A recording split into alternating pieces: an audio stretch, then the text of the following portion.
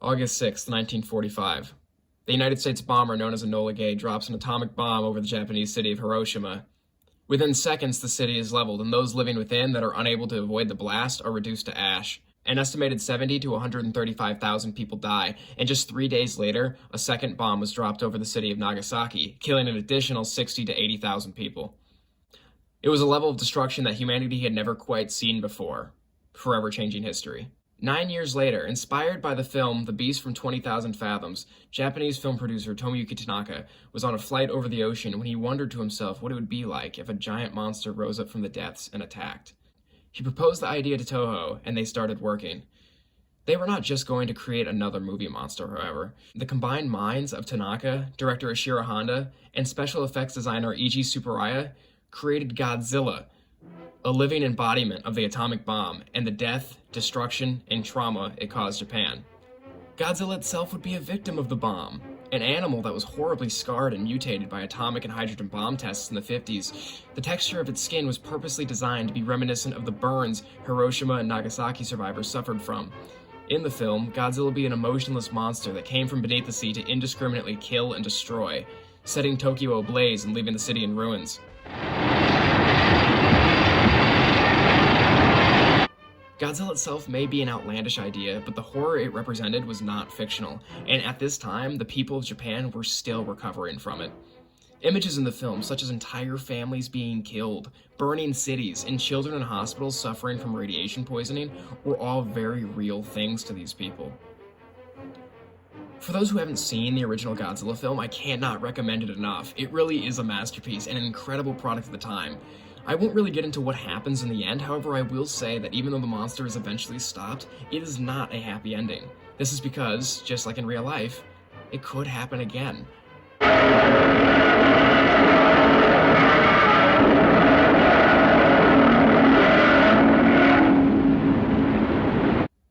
And of course, this was not the only Godzilla film, no, far from it. As of recording this, there are 37 Godzilla films. It is one of the biggest film franchises ever and has been around almost 70 years. Today, we're going to be taking on the task of briefly looking over the entire franchise and seeing how it's changed throughout the years. Being such a massive series, the Godzilla franchise is organized by the eras in time in which the films were released. The first is the Showa era, which consists of 15 films, including the original, which spans from 1954 to 1975. The Showa era consists of one timeline, each movie essentially being a sequel of the previous. Over the 2 decades in which the series ran, Godzilla would begin to be less of a serious metaphor for atomic destruction and more of a hero-like figure marketed towards children.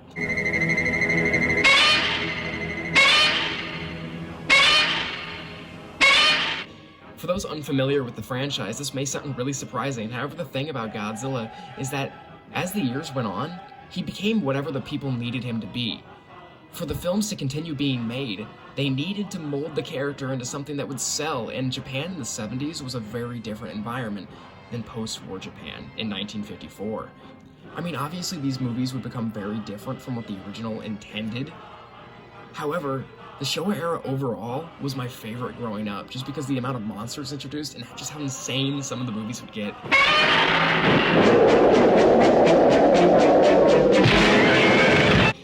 Godzilla fights King Kong for the first time, which was huge back then, because it was the first color appearance for either character. We get alien invasion plots, Mechagodzilla, King Ghidorah, and giant shrimp. The Showa era by itself could have a video made on it. However, that's not why we're here today. It ended in 1975 when Toho essentially ran out of ideas and money for the series.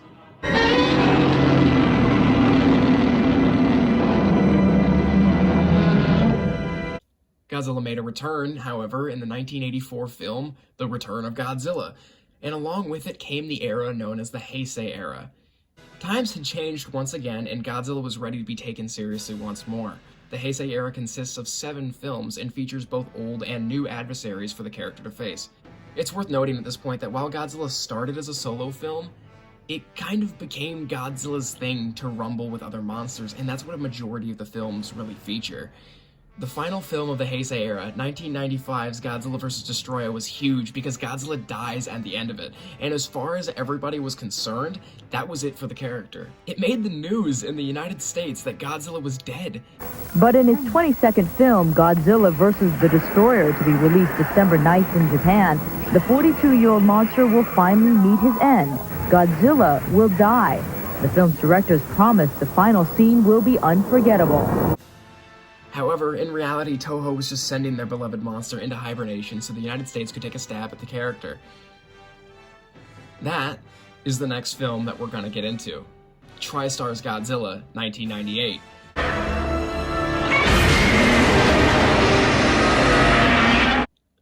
I think it's fair to say that for the longest time, fans hated this movie and considered this Godzilla to be a complete bastardization of the character. This may just be my opinion, but only now does it really seem that people are coming around, which is good because it's been almost 20 years. Yes, this Godzilla is very, very different from what Toho had created.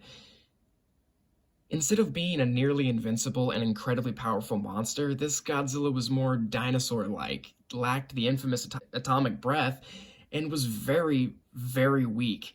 It dies at the end of the movie, and not to some sort of super weapon or other monster, but rather just the army. Which, if you're unfamiliar with what Godzilla does, one of his main things is basically ignoring attacks from the military.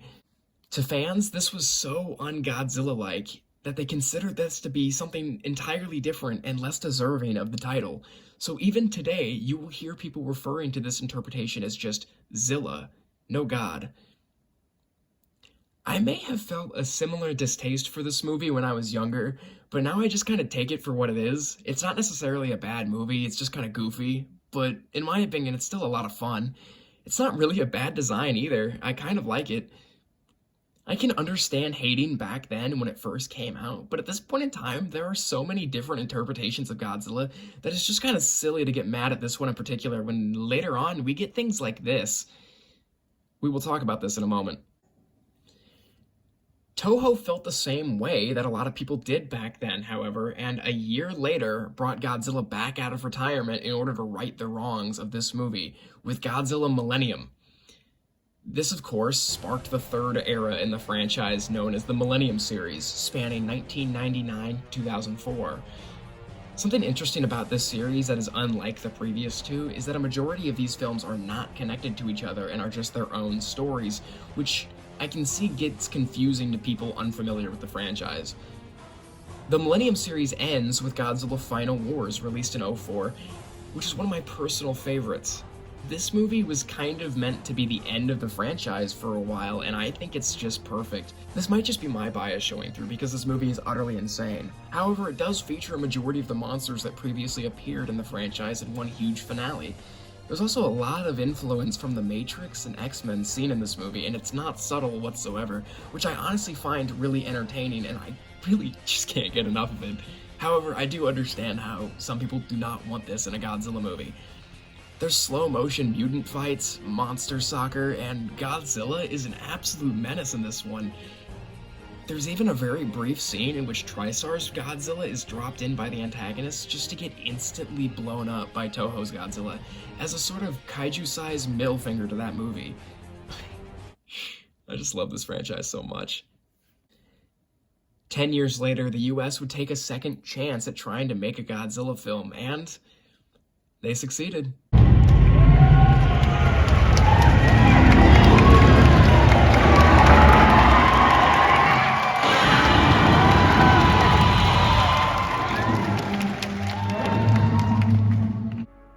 Obviously, Godzilla has been a household name for decades. Everybody knows at least the name Godzilla. However, I think it's fair to say that this movie, Godzilla 2014, did something huge for the modern era and brought Godzilla into the mainstream in the United States. If people didn't know before, they would soon find out who Godzilla was. This film took a serious approach once again to the character, albeit not as serious as 1954's, that wouldn't happen for another 2 years. However, this movie is pretty fantastic and is very respectful of the character while doing something relatively different with it. Also, Bryan Cranston's in this movie. Not for very long, but he's in it. This movie would start the era that we're still in today.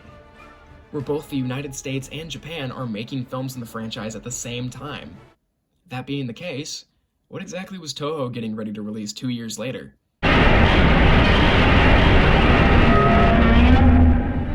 Shin Godzilla, meaning New or True Godzilla, was released in 2016 and returns directly to the roots of what the character originally was.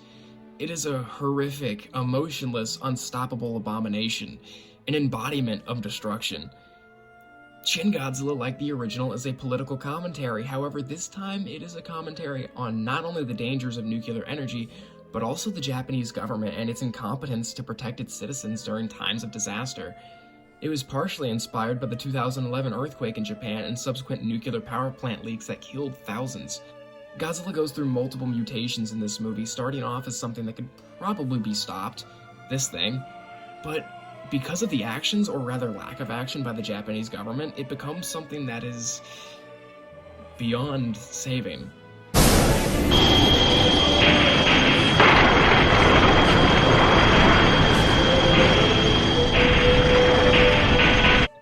This movie is just incredible, and at times downright terrifying. Some may find it boring because of the politics and characters in this film. However, I do seriously recommend it as much as I do the original.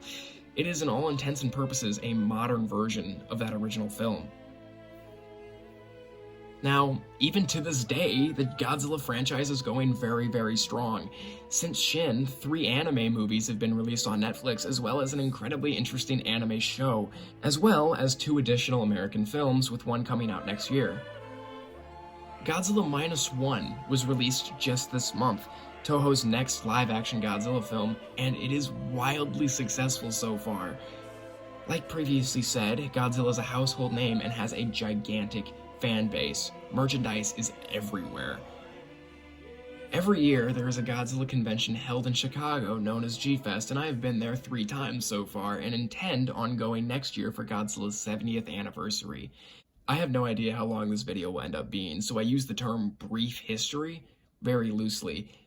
Regardless, I hope you all enjoyed hearing about one of my all-time favorite things, and hopefully you learned a thing or two that you find interesting. I will never run out of things Godzilla related to talk about, especially because, again, movies continue to be released. On Apple TV, there's a MonsterVerse show being released that ties in with the American movies, and there's rumors that Minus One was the beginning of a new Godzilla series. So I guess in the end, all we have to do is stick around and wait to see what happens.